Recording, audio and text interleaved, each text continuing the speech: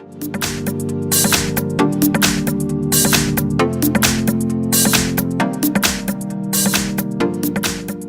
have KRUGER Matz Live 7S, and let me show you how to enter the Fastboot mode on the following device.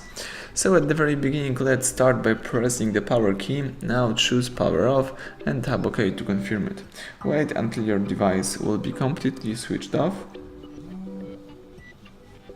And then let's use this combination of keys, power key and volume up. Let's hold down together those two keys, power key and volume up.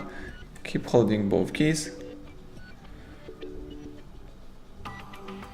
and release them as soon as boot mode pops up. Here you can navigate by using volume up and confirm options by pressing volume down. So in my case, let me scroll down to choose Fastboot, press volume down to confirm it, and as you can see, the Fastboot mode pops up. So now you can use this mode.